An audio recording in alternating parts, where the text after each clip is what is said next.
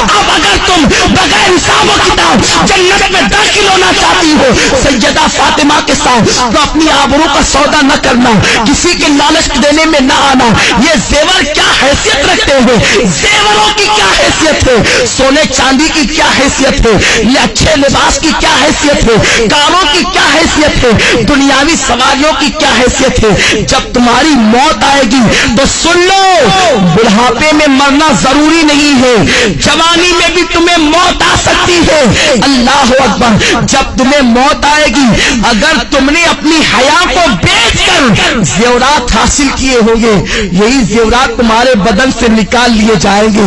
اچھے اچھے لباس تم نے جو جمع کیے ہوں گے وہ لباس بھی تم سے چھین لیا جائے گا اور تمہیں کیا پہنایا جائے گا، سادہ سا سمپل سا 2 گز سفید کپڑا جسے دنیا کفن کہتی ہے، وہ کفن تمہارے بدن سے لپیٹا جائے گا۔ کافور کی وہ غمگین خوشبو تمہارے بدن سے لگائی جائے گی۔ تمہاری سہیلیاں آج جو تم سے کہتی ہے چل اس غربت میں کیا رکھا ہے، اس غربت میں کیا رکھا ہے، چل چل کر عیش کی زندگی گزار، یاد رکھنا ان ظالموں کی بات کبھی مت سننا۔ اے سیدہ فاطمہ کی کنیزاؤں، نبی نے اپنی بیٹی کا نکاح کسی کروڑ پتی کے ساتھ نہیں کیا تھا، نبی نے اپنی بیٹی کا نکاح ایسے علی کے ساتھ کیا تھا جس کے پاس گھر بھی رہنے کو موجود نہ تھا۔ حضرت علی کے میں سے میرے آقا کہتے ہیں علی میں فاطمہ کے ساتھ تمہارا نکاح کرنا چاہتا ہوں۔ علی ایسے تھے اس وقت ان کے پاس مہر دینے کے لیے پیسے بھی نہ تھے، کپڑے پہنانے کے لیے پیسے بھی نہ تھے۔ عرض کرتے ہیں یا رسول اللہ نہ مہر دینے کے پاس میرے پاس پیسے ہیں، نہ کپڑا خریدنے کے لیے میرے پاس پیسے ہیں۔ حضور فرماتے ہیں میری زرہ لے کر کے جاؤ، اسے بازار میں بیچ دو اور کپڑے خرید کر کے لاؤ اور فاطمہ کا مہر ادا کرو۔ میں پوچھنا چاہتا ہوں نبی چاہتے تو اپنی بیٹی کا نکاح کسی دولت مند کے ساتھ کر دیتے، بڑے بڑے دولت مند میرے سرکار کی بیٹی کا ہاتھ مانگنے کے لیے آئے تھے، مگر نبی جانتے تھے اگر میں نے اپنی بیٹی کا نکاح کسی دولت مند کے ساتھ کر دیا تو میری امت کی بیٹیوں کا کیا ہوگا، میری امت کی بیٹیاں زندگی کیسے گزارے گی۔ نبی نے اپنی بیٹی کا نکاح ایک غریب علی کے ساتھ کر کے دنیا کو بتا دیا کہ غریب شوہر کے ساتھ ایمانداری اور وفاداری کے ساتھ اپنی زندگی کو گزار دینا یہ نبی کی بیٹی فاطمہ کی سنت ہے، تمام جنتی عورتوں کی سردار کی سنت ہے۔ میرے آقا علیہ الصلوۃ والتسلیم کی کنیزاؤں سیدہ فاطمہ اتنے غریب ہی کے عالم میں اپنی زندگی کو گزارتی تھی کہ اپنے ہاتھوں سے چکی خود پیستی تھی، چکی پیسنے سے ہاتھوں میں چھالے پڑ گئے تھے، مشکیزہ بدن پر رکھ کر کے پیٹھ پر لاد کر مشکیزے سے پانی لاتی، نبی کی شہزادی کے پیٹھ پر اس مشکیزے کے کالے کالے نشان پڑ گئے تھے۔ میری بہنوں تم بھی تو اچھا لباس پہنتی ہو، نبی کی بیٹی تو 72 پیون لگی ہوئی ایک چادر اوڑھتی تھی اور ایک چادر کے علاوہ نبی کی بیٹی کے پاس دوسری کوئی چادر موجود نہ تھی۔ تم تو 3 مرتبہ پیٹ بھر کر کے کھانا کھاتی ہو، نبی کی بیٹی تو 3 دن تک کے فاقے کرتی تھی۔ کیا نبی کی بیٹی کی زندگی تمہارے لیے نمونہ نہیں ہے؟ کیا نبی کی بیٹی کی زندگی تمہارے لیے اسوہ حسنہ نہیں ہے؟ ذرا سوچو تو صحیح، تم 3 مرتبہ پیٹ بھر کے کھا کے اللہ اور رسول سے بے وفائی کرتی ہو اور وہ 3 دن فاقہ کر کے اتنی نماز کی پابند تھی کہ 5 وقت کی نماز بھی پڑھتی، تہجد بھی پڑھتی اور جب نفل نماز پڑھتی تو ایک سجدے کے اندر پوری رات گزر جاتی اور سبحان ربی الاعلیٰ کا ترانہ گنگناتی۔ جب فجر کی اذان سنتی تو حسرت کے ساتھ سر کو سجدے سے اٹھاتی اور کہتی اے اللہ تو نے رات اتنی چھوٹی بنائی کہ تیرے محبوب کی بیٹی فاطمہ دل کھول کے سجدہ بھی نہ کر سکی۔ اے خاتون جنت کی کنیزاؤں تم مسلمان ہو، تمہاری تقدیر کا ستارہ بہت عروج پر ہے، اللہ نے تمہیں ایمان کی دولت دی ہے۔ غیر مسلم عورتوں کو دیکھ کر ان کی طرح بننے کی کوشش نہ کرو، فلموں میں ہیروئن کو دیکھ کر اور ان کی طرح بننے کی کوشش نہ کرو. ذرا سوچو تو صحیح. میرے آقا فرماتے ہیں میں نے عورت کی عزت کو کعبے سے بھی بلند کر دیا ہے. تمہاری عصمت کو نبی نے کعبے سے بلند کیا ہے. تمہیں اپنے آپ کا کوئی خیال نہیں. تم پارکوں میں جا کر اللہ اکبر اللہ کی نافرمانی کر رہی ہو. اور سنو, کوئی کہیں بھی جائے سب کی نگاہ سے تو چھپ کر تم گناہ کر سکتے ہو, اللہ کی نگاہ سے تم کبھی نہیں چھپ سکتے. قرآن کہتا ہے ان اللہ کان علیکم رقیبا.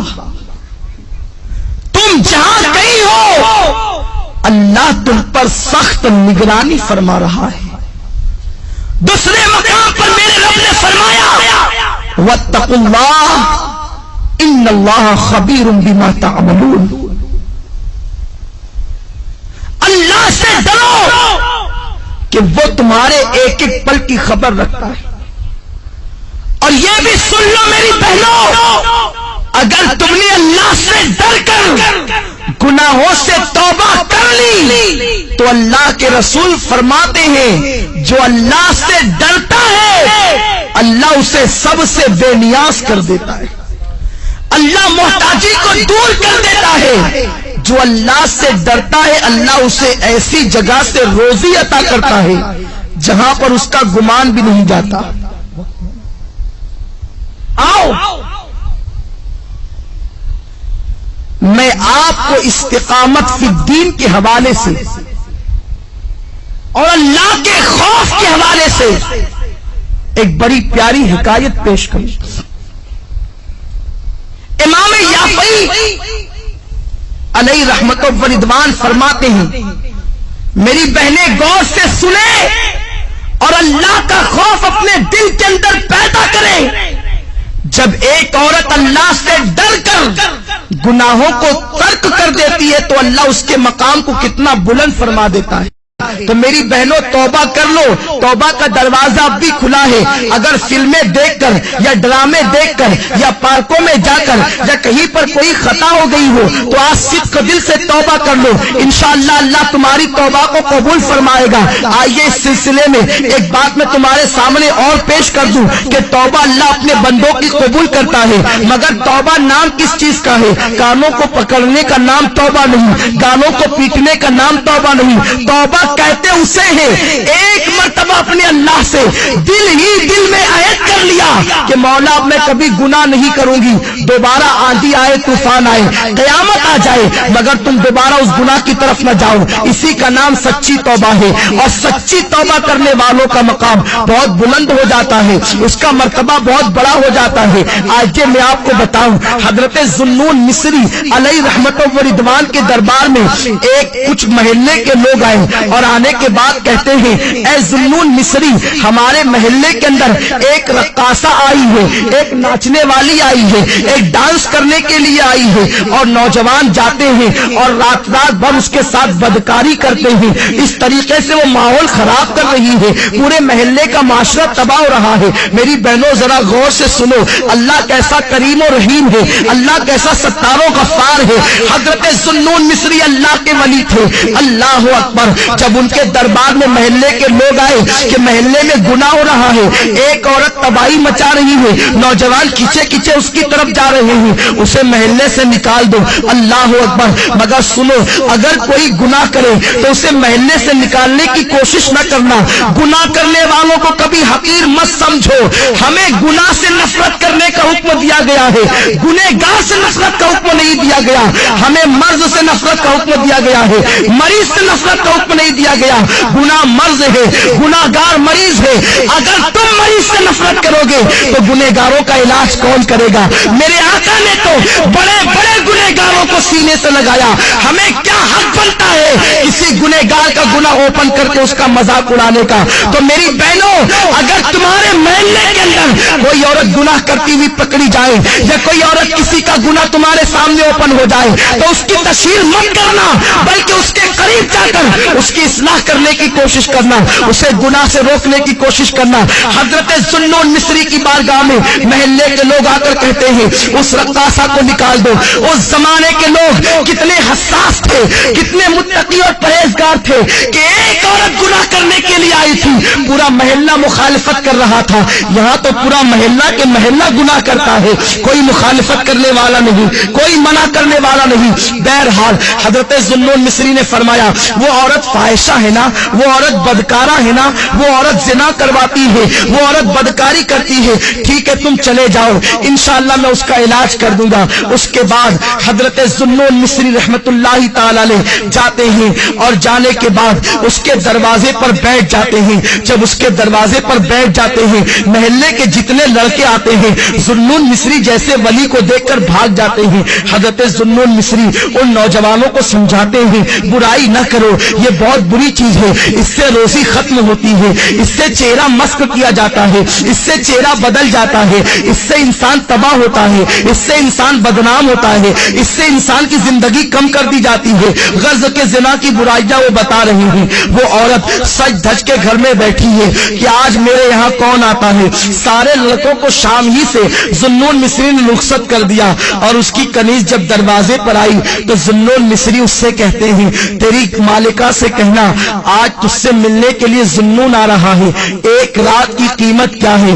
وہ لرز گئی کہ حضرت ذوالنون مصری اتنے بڑے ولی کہلاتے ہیں اور وہ میری رات کی قیمت پوچھ رہے ہیں۔ کنیز نے آ کر بہرحال بتا دیا۔ حضرت ذوالنون مصری اتنی قیمت لے کر کے گئے اور اس لڑکی سے کہتے ہیں میں تو یہ قیمت دے رہا ہوں، اب رات بھر تمہاری میرے قبضے میں ہے، رات بھر تمہاری میرے پاس ہے، جیسا میں کہوں گا تمہیں ایسا ہی کرنا پڑے گا۔